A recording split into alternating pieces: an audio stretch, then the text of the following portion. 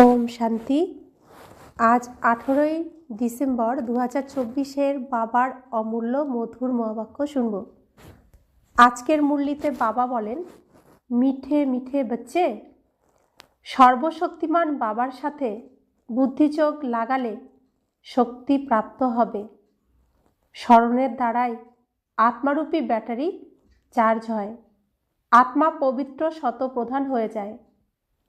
আজকের মুরলির প্রশ্ন, সঙ্গম যুগে তোমরা বাচ্চারা কি এমন পুরুষার্থ করো যার প্রালব্ধে, যার ফলস্বরূপ তোমাদের দেবতা পদ প্রাপ্ত হয়? উত্তর, সঙ্গমে আমরা শীতল হওয়ার পুরুষার্থ করি। শীতল অর্থাৎ পবিত্র হলে আমরা দেবতা হয়ে যাই। যতক্ষণ না পর্যন্ত আমরা শীতল হতে পারছি ততক্ষণ দেবতাও হতে পারবো না। এই সঙ্গমই শীতল দেবী হয়ে সকলের উপরে জ্ঞানের ঠান্ডা জলের ছিটে দিয়ে সবাইকে শীতল করতে হবে। সকলের উত্তাপ শীতল করতে হবে, নিজেও শীতল হতে হবে আর সবাইকেও করতে হবে। ওম শান্তি। বাচ্চাদের প্রথমে একটি কথাকে ভালো করে বুঝতে হবে যে আমরা সবাই হলাম ভাই ভাই, আর শিব বাবা হলেন সকলের বাবা। তাকে সর্বশক্তিমান বলা হয়। তোমাদের মধ্যেই সর্বশক্তি ছিল, তোমরা সমগ্র বিশ্বের উপর রাজত্ব করেছিলে। ভারতের মধ্যেই এই দেবী দেবতাদের রাজত্ব ছিল। তোমরাই পবিত্র দেবী দেবতা ছিলে। তোমাদের কুল বা বংশে সবাই নির্বিকারী ছিল। কে নির্বিকারী ছিল? আত্মারা। এখন পুনরায় তোমরা নির্বিকারী হচ্ছ। সর্বশক্তিমান বাবার স্মরণে থেকে শক্তি গ্রহণ করছো। বাবা বুঝিয়েছেন যে আত্মাই 84 বার শরীর ধারণ করে পার্ট প্লে করে। আত্মার মধ্যেই শতপ্রধানতার শক্তি ছিল, সেটাই আবার দিন দিন হ্রাস হয়ে গেছে।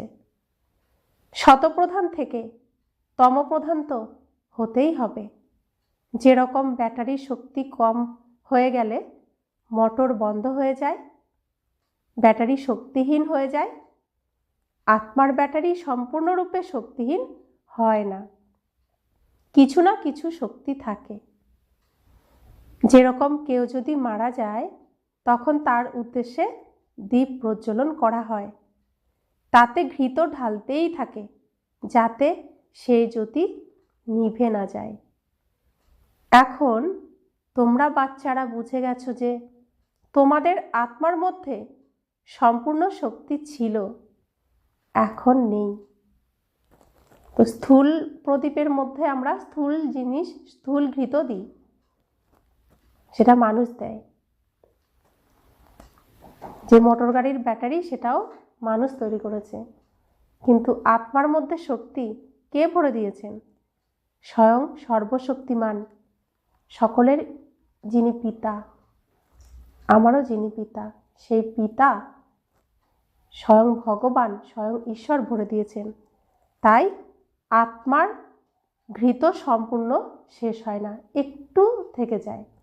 বাবা বলছেন, এখন পুনরায় তোমরা সর্বশক্তিমান বাবার থেকে নিজের বুদ্ধিযোগ লাগিয়ে নিজের মধ্যে শক্তি অর্জন করতে থাকো। কেননা শক্তি কম হয়ে গেছে। শক্তি একদমই সমাপ্ত হয়ে গেলে শরীর থাকবে না। আত্মা বাবাকে স্মরণ করতে করতে একদম পবিত্র হয়ে যায়। সত্যযুগে তোমাদের ব্যাটারি সম্পূর্ণ শক্তি সম্পন্ন ছিল। পুনরায় ধীরে ধীরে কলা অর্থাৎ ব্যাটারি কম হতে শুরু করে। কলিযুগে আত্মার শক্তি একদম অল্প পরিমাণে থেকে যায়। যেন শক্তির দেউলিয়া হয়ে যায়। বাবাকে স্মরণ করলে আত্মা পুনরায় ভরপুর হয়ে যায়। তাই এখন বাবা বোঝাচ্ছেন যে একজনকেই স্মরণ করো। উচ্চ থেকেও উচ্চ সর্বশ্রেষ্ঠ হলেন ভগবান। বাকি যা কিছু আছে সব হলো তার রচনা। রচনার থেকে রচনা লৌকিক জগতের উত্তরাধিকার প্রাপ্ত করে।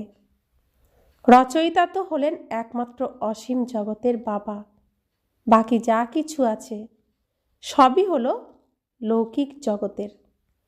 অসীম জগতের বাবাকে স্মরণ করলে অসীম জগতের উত্তরাধিকার প্রাপ্ত হয়। তাই বাচ্চাদের আন্তরিকভাবে এটাই ভালোভাবে বুঝতে হবে যে বাবা আমাদের জন্য স্বর্গ, নতুন দুনিয়া স্থাপন করছেন। ড্রামা অনুসারে স্বর্গ স্থাপনা হচ্ছে, যেখানে তোমরা বাচ্চারাই এসে রাজত্ব করো। আমি তো সদা পবিত্র থাকি।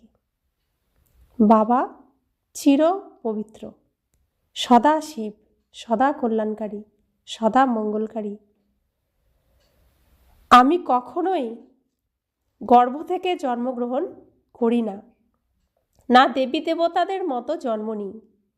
কেবলমাত্র বাচ্চারা তোমাদেরকে স্বর্গে রাজত্ব দেওয়ার জন্য যখন ইনি ব্রহ্মা বাবা 60 বছরের বানপ্রস্থ অবস্থায় উপনীত হন, তখন এনার শরীরে আমি এসে প্রবেশ করি। ইনি আবার নম্বর 1 তমপ্রধান থেকে নম্বর 1 শতপ্রধান হয়ে যান। তো শতপ্রধান হয়ে তিনি শ্রীকৃষ্ণ রূপে সত্যযুগে জন্মগ্রহণ করেন। তো যিনি নাম্বার 1 নির্বিকারী, তিনি নাম্বার 1 বিকারী। উচ্চ থেকেও উচ্চ হলেন ভগবান, তারপর হলেন ব্রহ্মা, বিষ্ণু, শঙ্কর, সূক্ষ্ম পতনবাসী। এই ব্রহ্মা, বিষ্ণু, শঙ্কর কোথা থেকে এসেছেন? এটা কেবলমাত্র সাক্ষাৎকার হয়। সূক্ষ্ম পতন মাঝখানে আছে, তাই না? এখানে স্থূল শরীর থাকে না। সূক্ষ্ম শরীর কেবলমাত্র দিব্য দৃষ্টি দিয়েই দেখা যায়। ব্রহ্মা হলেন শ্বেত বস্ত্রধারী, বিষ্ণু হলেন হীরে জহরতে সজ্জিত, আবার শঙ্করের গলায় সাপ ইত্যাদি দেখানো হয়েছে। এরকম শঙ্করাদি কেউ হয় না। দেখানো হয়েছে অমরনাথে শঙ্কর পার্বতীকে অমর কথা শুনিয়েছিলেন। এখন সূক্ষ্মপতনে তো মনুষ্য সৃষ্টি নেই, তাহলে সেখানে কথা কি করে শোনাবেন? বাকি সূক্ষ্মপতনের কেবলমাত্র সাক্ষাৎকারই হয়। যে সম্পূর্ণ পবিত্র হয়ে যায় তারই সাক্ষাৎকার হয়। সেই আবার সত্যযুগে গিয়ে স্বর্গের মালিক হয়।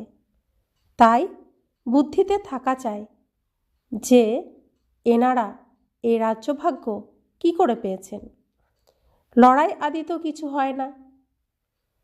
দেবতারা হিংসা কিভাবে করবে? এখন তো দেবতারা নেই, শ্রীকৃষ্ণও নেই, আর কোনো রাজাও নেই। তাহলে এই সাধারণের থেকে, সাধারণ মনুষ্যর থেকে সত্যযুগে শ্রীকৃষ্ণ কিভাবে চলে আসবেন? পৃথিবীতে সব কিছু রূপান্তরিত হয়, একটা শেষ আরেকটা শুরু, অর্থাৎ রূপান্তরিত হয়, পরিবর্তন হয়।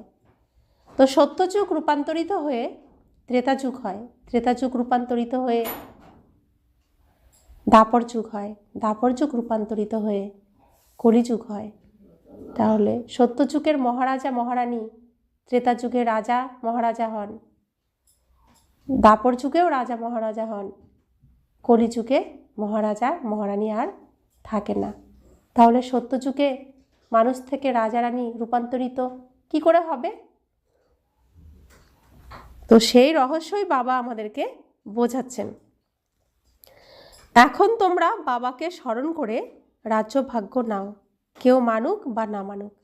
তো এখানে না যুদ্ধ হচ্ছে, না লড়াই হচ্ছে, না কারোর রাজ্য কেউ ছিনিয়ে নিচ্ছে। না রাজ্য দখল করছে? তাহলে রাজ্য স্থাপন কিভাবে হচ্ছে? তো বাবা সেই কথাই বলছেন যে কেউ মানুক বা না মানুক, তোমরা বাবাকে স্মরণ করে রাজ্যভাগ্য নাও। অর্থাৎ সাধারণ শূদ্র আসরিক গুণ থেকে আমরা মানুষ হই, মানুষ থেকে আবার আমরা দেবতা হই। যোগ বলের দ্বারা ভগবান আমাদেরকে রাজত্ব দিচ্ছেন। গীতাতেও আছে যে দেহ সহ দেহের সকল ধর্মকে ভুলে মামেকম স্মরণ করো। তো আমরা আত্মা কলিযুগের নাটক শেষ করে নিজের আসল রূপে আত্মারূপে ঘরে ফিরে যাবে। তো বাবা সেই আত্মাদেরকে, যারা প্রথমে নাটক শেষ করেছে, যারা আবার প্রথম নাটক শুরু করবে, তাদেরকে রাজা চরিত্রে, মহারাজা চরিত্রে অভিনয় করার জন্য আবার শিক্ষা দিচ্ছেন, যাতে খুব সুন্দরভাবে মহারাজা রূপে অভিনয় করতে পারি। এখানে ছিনিয়ে নেওয়া, যুদ্ধ করার কোনো কথা নেই। এখানে অভিনয় করার জন্য আমরা শিখছি। বাবা বলেন, অল্প সময়ের জন্য আমি এই শরীরের লোন নিই, না হলে আমি নলেজ কিভাবে দেব? আমি হলাম এই কল্পবৃক্ষের চৈতন্য বীজ রূপ। এই বৃক্ষের জ্ঞান আমার কাছেই আছে। এই সৃষ্টির আয়ু কত বছর? কিভাবে উৎপত্তি, পালনা, বিনাশ হয়? তো বাবা বলছেন, এই সৃষ্টির আয়ু কত বছর, কিভাবে উৎপত্তি হয়, কিভাবে পালনা দেন, কিভাবে বিনাশ হয়, মানুষের এই সব বিষয়ে কিছুই জানা নেই। তারা লৌকিক জগতের পড়াশোনা করে, আর বাবা তো অসীম জগতের পড়াশোনা করিয়ে বাচ্চাদেরকে বিশ্বের মালিক বানান। তো বাবার কাছেই সন্তানদের তার রচনার সমস্ত জ্ঞান থাকে। বাবাই একমাত্র সম্পূর্ণ, মাতা পিতাই একমাত্র সম্পূর্ণ জ্ঞান বাচ্চাদেরকে দিতে পারেন বাচ্চাদের সম্পর্কে। কারণ বাচ্চারা নিজের সম্পর্কে সব কিছু কখনোই জানতে পারে না। বাবাই জানেন, মাতা পিতাই জানেন, আর মাতা পিতার কাছ থেকেই আমরা সঠিকটাই জানতে পারবো, সত্যই জানতে পারবো। তো এখন আমাদের সত্য পিতা, আমরা সত্য বাচ্চাদেরকে সত্য খণ্ডে যাওয়ার জন্য তিনি শিক্ষা দিচ্ছেন। ভগবান কখনো দেহধারী মানুষকে বলা হয় না। এনাদের ব্রহ্মা বিষ্ণু শঙ্করের নিজের সূক্ষ্ম দেহ আছে, তাই এনাদেরও ভগবান বলা যায় না। এই শরীর হলো এই দাদার আত্মার সিংহাসন। ব্রহ্মা বাবার শরীর হলো শিব বাবার সিংহাসন এবং ব্রহ্মা বাবার নিজেরও সিংহাসন। অকাল তখ্ত, তাই না? এখন এ হলো অকাল মূর্তি, বাবার তখ্ত। অমৃতসরেও অকাল তখ্ত আছে। বড় বড় ব্যক্তিরা সেই অকাল তখ্তের উপর গিয়ে বসে। এখন বাবা বোঝাচ্ছেন যে এ হলো আত্মাদের অকাল তখ্ত। আত্মার মধ্যেই ভালো কিংবা খারাপ সংস্কার হয়, তবেই তো বলা যায় যে এসব হলো কর্মের ফল। সকল আত্মার বাবা একজনই। বাবা কোনো শাস্ত্র আদি পড়ে বোঝান না। এই সকল কথাও শাস্ত্রাদির মধ্যে নেই, তবেই তো সবাই চিৎকার করে বলে এরা শাস্ত্রকে মানে না। তো সবাই ব্রহ্মাকুমারী সম্পর্কে বলে যে ব্রহ্মাকুমার ব্রহ্মাকুমারীরা শাস্ত্রকে মানে না। সাধু সন্তাদি গঙ্গায় গিয়ে স্নান করে, তো তারা কি পবিত্র হয়ে গেছে? ফিরে তো কেউ যেতে পারে না, সবাই পিছনে পিছনে যাবে। যেরকম মশার ঝাঁক বা মৌমাছির ঝাঁক যায়। মৌমাছিদের মধ্যে আবার রানী মৌমাছি আছে, তার পিছনে পিছনে সবাই যায়। বাবাও যাবেন, তো তার পিছনে পিছনে সকল আত্মারাও যাবে। মূল বতনে যেরকম সকল আত্মাদের ঝাঁক আছে, এখানে হলো সব মানুষের ঝাঁক। তো এই ঝাঁকও একদিন ফিরে যাবে। বাবা এসেছেন সকল বাচ্চাদের নিয়ে যাওয়ার জন্য। শিবের বরযাত্রী গাওয়া হয়, তাই না? পুত্র বলো বা কন্যা বলো, বাবা এসেছেন বাচ্চাদেরকে স্মরণের যাত্রা শেখাতে। পবিত্র হওয়া ছাড়া আত্মা ঘরে ফিরে যেতে পারবে না। যখন পবিত্র হয়ে যাবে তো প্রথমে শান্তিধামে যাবে, পুনরায় সেখান থেকে ধীরে ধীরে এখানে আসতে থাকবে, বৃদ্ধি হতে থাকবে। রাজধানী হতেই হবে। সবাই একসঙ্গে তো আসে না, কল্পবৃক্ষ আস্তে আস্তে বৃদ্ধি পায়। সবার প্রথমে আদি সনাতন দেবী দেবতা ধর্ম ছিল, যেটা বাবা স্থাপন করেন। ব্রাহ্মণও সবার প্রথমে সেই রকমই হয়, যাদেরকে দেবতা হতে হয়। প্রজাপিতা ব্রহ্মা তো আছেন, প্রজাতেও ভাই বোন হয়ে যায়। ব্রহ্মাকুমার ব্রহ্মাকুমারী তো এখানে অনেক হয়। অবশ্যই নিশ্চয় বুদ্ধি হতে হবে, তবেই তো এত বেশি নম্বর পেতে পারে। তোমাদের মধ্যেও যে পাকাপোক্ত হবে সেই এখানে প্রথমে আসবে, আর যে পরিপক্ক হবে না সে পিছনে আসবে। মূল বতনে সকল আত্মারা থাকে, যখন নিচে আসে তখন এখানে বৃদ্ধি হতে থাকে। শরীর ছাড়া আত্মা কিভাবে পার্ট প্লে করবে? এ হলো পার্টধারীদের দুনিয়া, যেটা 4 যুগ ধরে চলতে থাকে। তো পৃথিবীটাই হলো স্থূল, তাই এখানে সব কিছুই স্থূল। শরীর স্থূল, যার মধ্যে সূক্ষ্ম আত্মা প্রবেশ করে, অর্থাৎ ব্যাটারির মতো প্রবেশ করে। সত্যযুগে আমরা দেবতা ছিলাম, পুনরায় ক্ষত্রিয়, বৈশ্য, শূদ্র হয়েছি। এখন এটা হলো পুরুষোত্তম সঙ্গম যুগ। এই যুগ এখনই তৈরি হয় যখন বাবা আসেন। তো এই স্টেজে সিনেমা শুরু হয় সত্যযুগে, কলিযুগে শেষ হয়, আবার নতুন সিনেমা শুরু হবে। তাই যেহেতু চৈতন্য, আমরা পুতুল, চৈতন্য পুতুল, তাই আমাদেরকে আবার শেখাতে হয়। তাই ভগবান এসে শেখান আমাদেরকে। অর্থাৎ আমরা আত্মারূপী সফটওয়্যারের মধ্যে তো পার্ট প্লে করার সমস্ত উপাদান ভরে দেন। তো সফটওয়্যারের মধ্যে যেরকম ভরে দেওয়া হয় ঠিক সেরকম, তো যা ভরা হয়ে যাচ্ছে সেটাই প্লে হবে, সেখানে কেউ পরিবর্তন করতে পারবে না। তো কোনো সিডি রেকর্ডিং হয়ে গেলে তো সেটা যখন চালানো হবে তো একই কথাই হবে।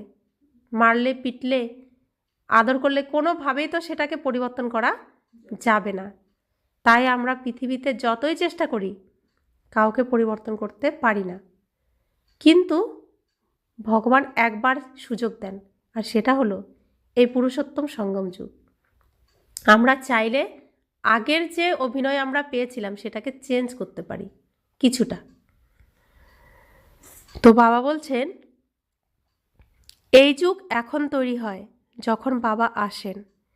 এই অসীম জগতের জ্ঞান এখন অসীম জগতের বাবাই আমাদের প্রদান করেন।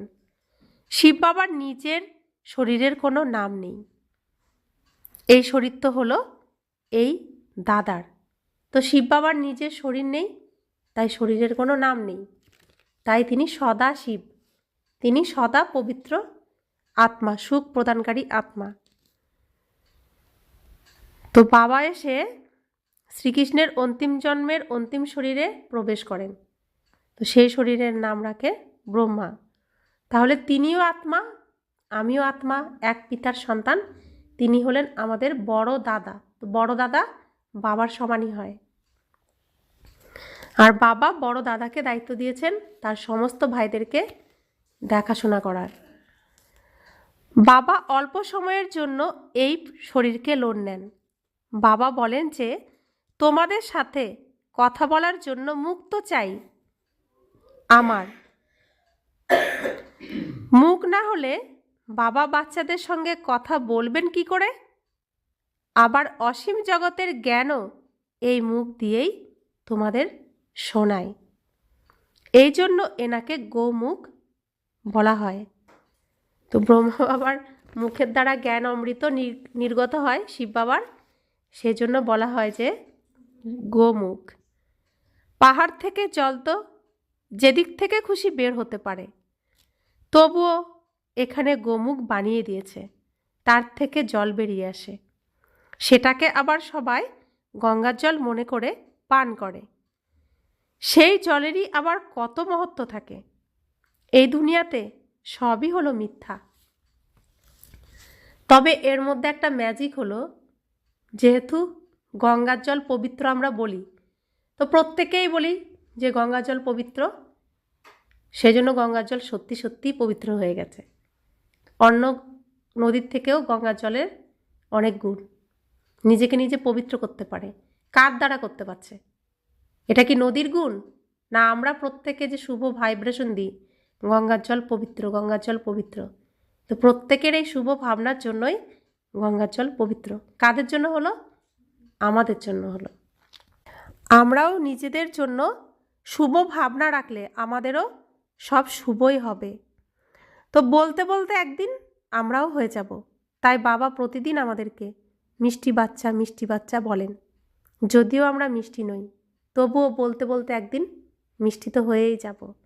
তাই সবসময় নিজের জন্য মিষ্টি ধারণাই রাখতে হবে, সকলের জন্য মিষ্টি ভাব মিষ্টি ভাবনা রাখতে হবে। তো বাবা বলছেন, এ দুনিয়াতে সবই হলো মিথ্যা, সত্য তো একমাত্র বাবাই এসে শোনান। আবার সেই সমস্ত মিথ্যুক মানুষেরা বাবার জ্ঞানকে মিথ্যা মনে করে। ভারতে যখন সত্যযুগ ছিল, তো একে সত্যখণ্ড বলা হতো। এই ভারতই আবার পুরানো হয়ে যায়, তো প্রতিটা কথা প্রতিটা জিনিস মিথ্যা হয়ে যায়। কতটা পার্থক্য হয়ে যায়। বাবা বলেন, তোমরা আমার কত গ্লানি করেছ, সর্বব্যাপী বলে কত নিন্দা করেছ। শিব বাবাকে আহ্বান করো এই কারণে যে এই পুরানো দুনিয়ার থেকে আমাকে নিয়ে চলো। বাবা বলেন, আমার সকল বাচ্চারা কামচিতাতে বসে কাঙাল হয়ে গেছে। বাবা বাচ্চাদেরকে বলেন, তোমরা তো স্বর্গের মালিক ছিলে, তাই না? স্মরণে আসছে? সেসব কথা বাচ্চাদেরকেই তো বাবা এসে বোঝান, সমগ্র দুনিয়াকে তো বোঝান না।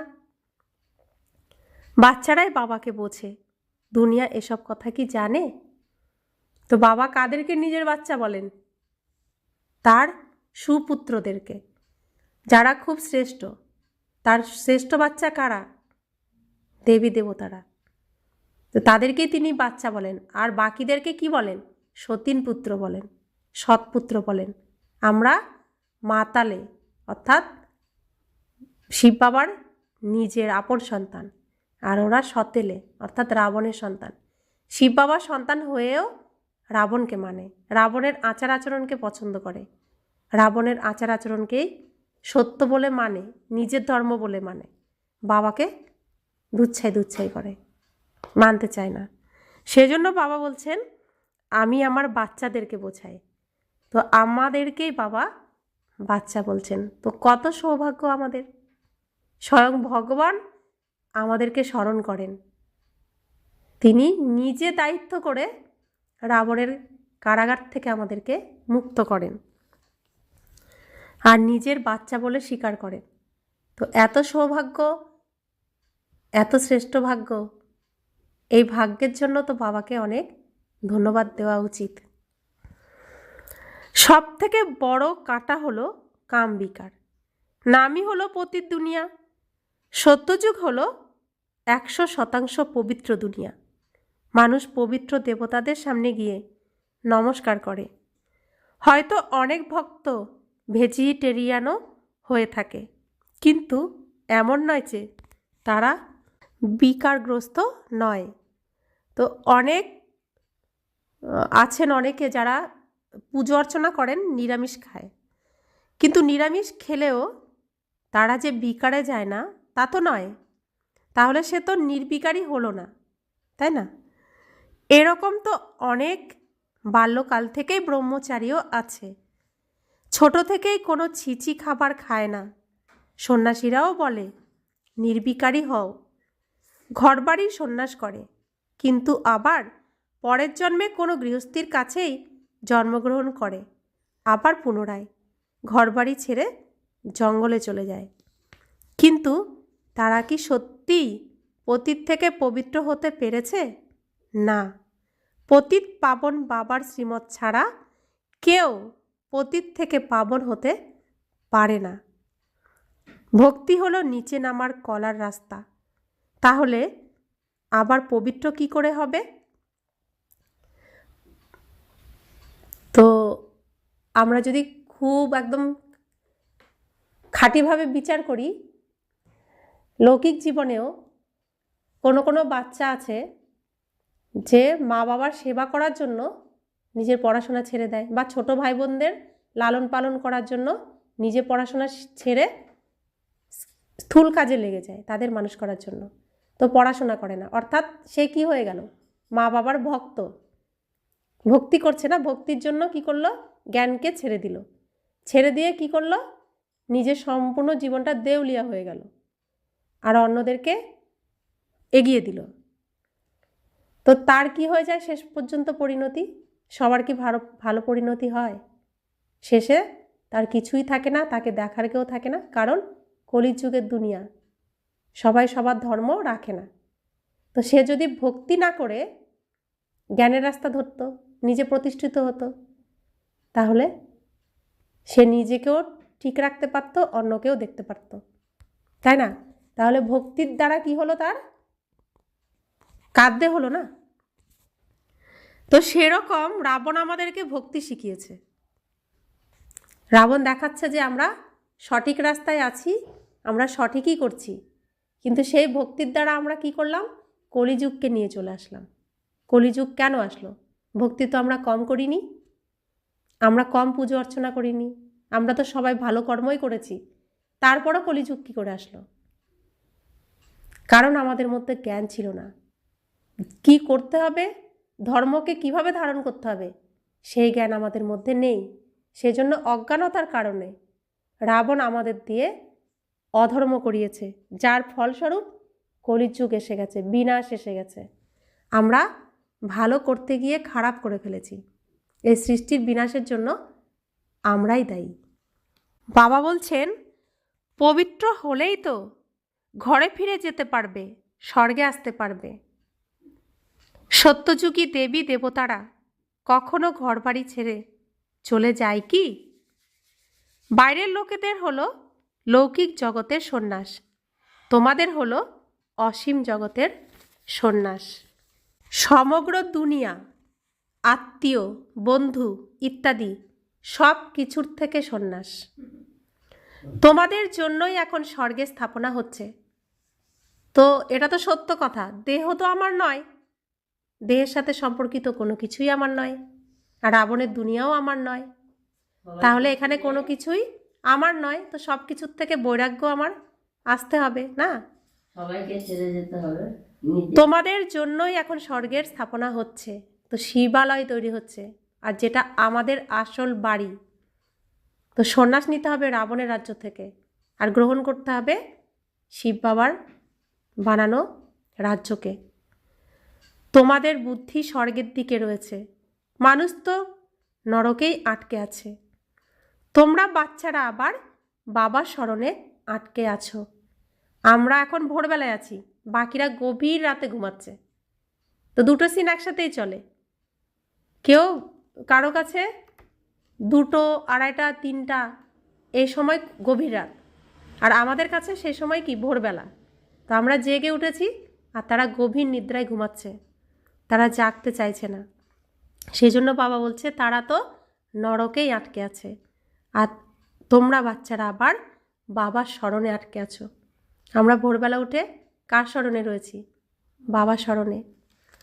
তোমাদেরকে শীতল দেবী বানানোর জন্য জ্ঞান চিতার উপর বসানো হয়। তো আমাদেরকে রুদ্ররূপী দেবী বানিয়েছে কে? কামচিতায় বসিয়ে রাবণ। আর বাবা এখন আমাদেরকে সেই কামচিতার থেকে তুলে জ্ঞানচিতায় বসিয়ে শীতলা দেবী বানাচ্ছেন।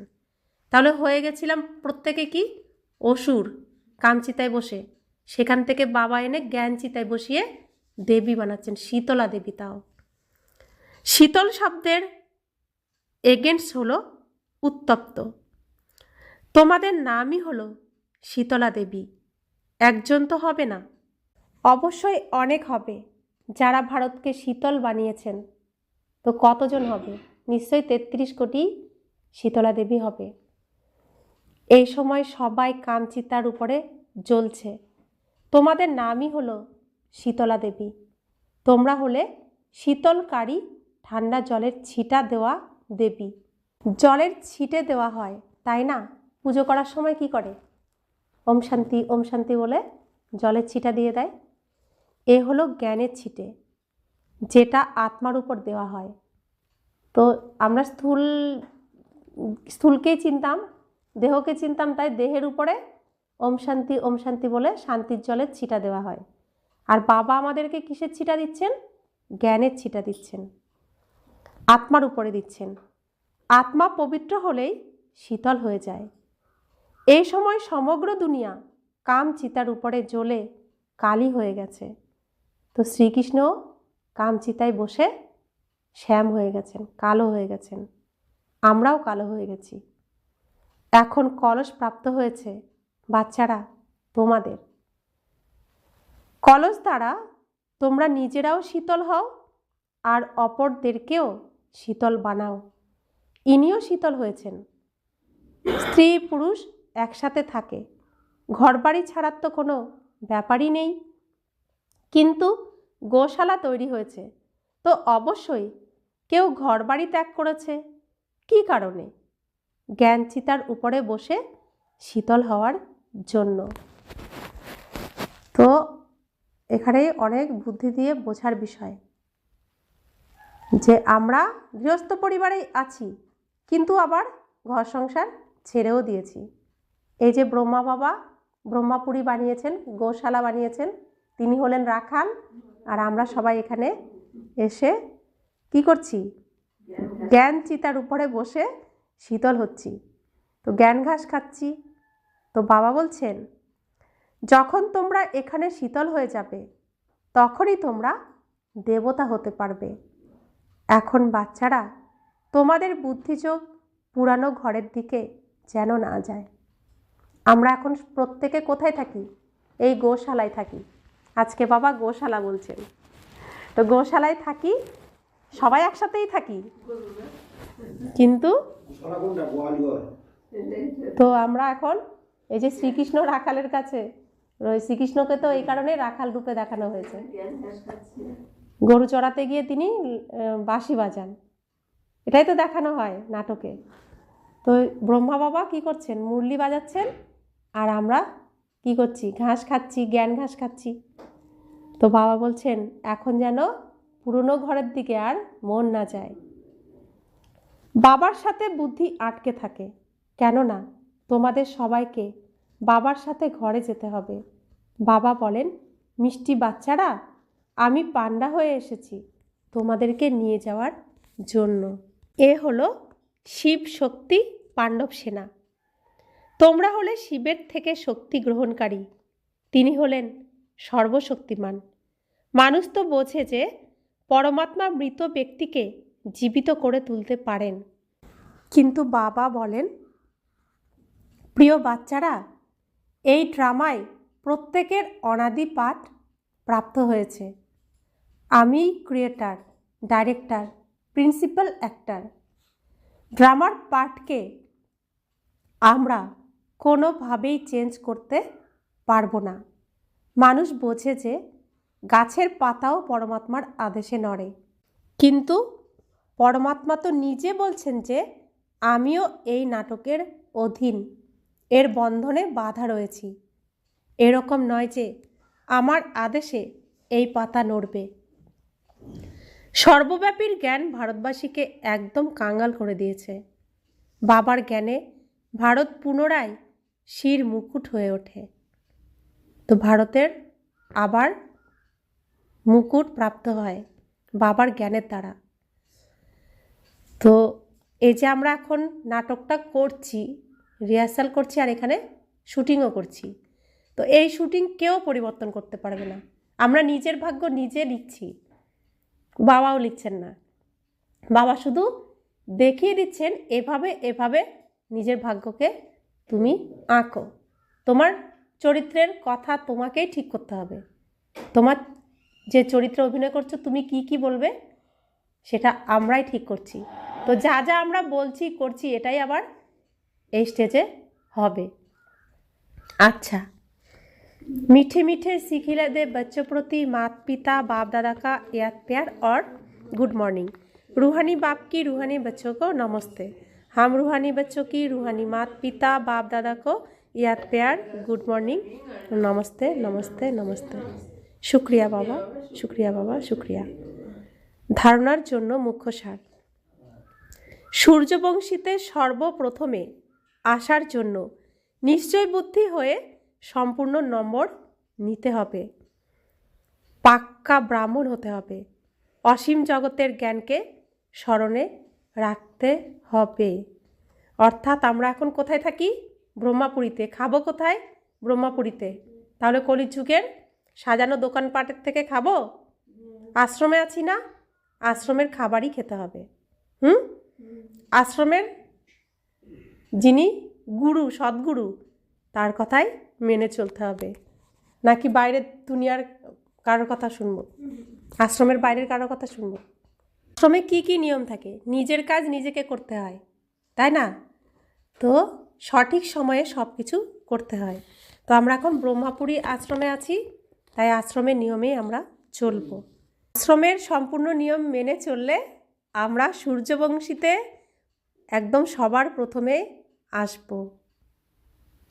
দ্বিতীয় ধারণা, জ্ঞানচিতাতে বসে শীতল অর্থাৎ পবিত্র হতে হবে। জ্ঞান আর যোগের দ্বারা কামাগ্নিকে সমাপ্ত করতে হবে। বুদ্ধিযোগ সর্বদা এক বাবাতেই যেন আটকে থাকে, ঝুলে থাকে। এখন রাবণ যে আমাদেরকে কামচিতায় বসিয়ে রেখেছিল আর উত্তপ্ত করে তুলেছিল, বাবা সেখান থেকে আমাদের অনেক কষ্ট করে তুলে এনেছেন, এনে জ্ঞানচিতায় বসিয়ে শীতল বানাচ্ছেন। তো এক জ্ঞানচিতায় বসে থাকতে হবে আর বাবাকে স্মরণ করে যেতে হবে। তাহলে কি হবে? সমস্ত কামের যে আগুন সমাপ্ত হয়ে যাবে। বুদ্ধির চোখ এক বাবাতেই যেন আটকে থাকে। প্রহ্লাদ চরিত্র দেখেছি না আমরা? ঠিক সেরকম আগুনের মধ্যে থেকে আমরা এক বাবাকে স্মরণ করে যাব, তো আগুন আমাকে স্পর্শ করতে পারবে না, আমাকে একদম শীতল বানিয়ে দেবে। কলিযুগের সমস্ত কামনা বাসনা সমাপ্ত হয়ে যাবে। যে কামনার দ্বারাই আমরা কি হয়ে যাই? ক্রোধী হয়ে যাই, লোভী হয়ে যাই, মোহ হয়ে যায়, সব অসুররা একদম বেঁধে ফেলে।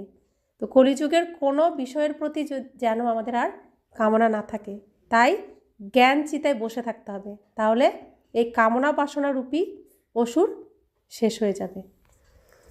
বরদান, ব্রাহ্মণ জীবনে শ্রেষ্ঠ স্থিতিরূপী মেডেল প্রাপ্তকারী বেগমপুরের বাদশাহ ভব। তোমরা সবাই নিজেদের স্বস্থিতি ভালোর থেকেও ভালো বানানোর জন্যই ব্রাহ্মণ হয়েছ। ব্রাহ্মণ জীবনের স্থিতি হলো তোমাদের প্রপার্টি। এটাই হলো ব্রাহ্মণ জীবনের মেডেল। যে এই মেডেল প্রাপ্ত করে সে সদা অবিচল অনড় একরস স্থিতিতে থাকে, সদা নিশ্চিন্ত বেগমপুরের বাদশাহ হয়ে যায়। সে সর্ব ইচ্ছাগুলির থেকে মুক্ত, ইচ্ছা মাত্রম অবিদ্যাস্বরূপ হয়ে যায়।